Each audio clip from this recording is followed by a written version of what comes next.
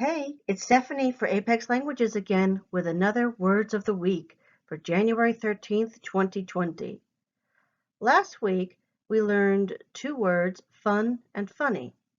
Well, I've got one of their cousins here today. Our word is fond. First of all, let's practice pronouncing the word. Repeat after me. Fond, fond, fond. You can see the IPA right here. I thought we could compare this with a couple similar words to make sure that you don't confuse them. First we have fond, fund, and found. Again, fond, fund, and found.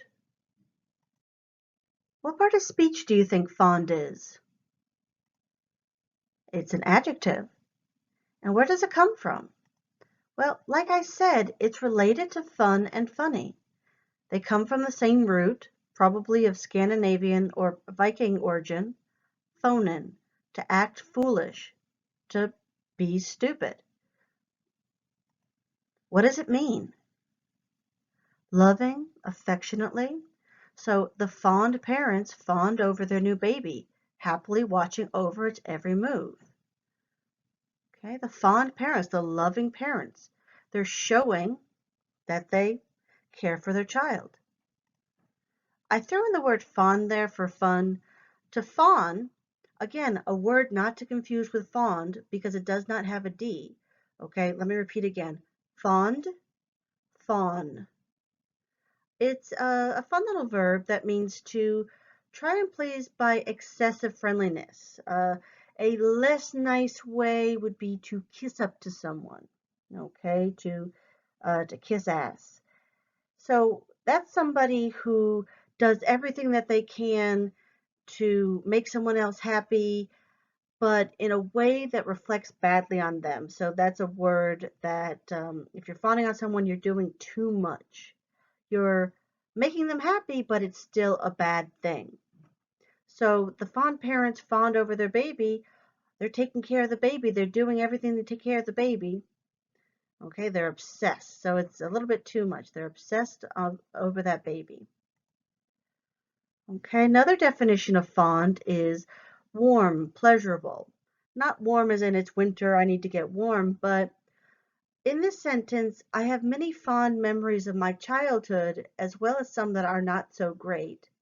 Fond memories are pleasurable memories. They're happy memories. They make me feel warm on the inside. Finally, possibly the most common definition of fond is having loving or warm feelings for. So she's fond of that toy. She brings it everywhere. So she loves it. She loves that toy. She is fond. And the thing that you want to look out for is it's fond of. So she's fond of that toy. Of course, the next thing we're going to talk about are the parts of speech. Fond, fondly, fondness, and fondle. First, fondly. Fondly means to do in a loving or pleasurable manner because, again, adverbs describe how something's done. So her mother hugged her fondly. She remembered her first kiss fondly. So with good memories, right? Fondness is the noun, and it means loving affection. So his fondness for her grew, blossoming into love. It is worth mentioning that fondness is less strong than love, and it's more like friendship. Okay? And it can also sometimes have a negative connotation. So I have an unfortunate fondness for ice cream, even though I'm lactose intolerant. If you're lactose intolerant, you can't have milk or dairy.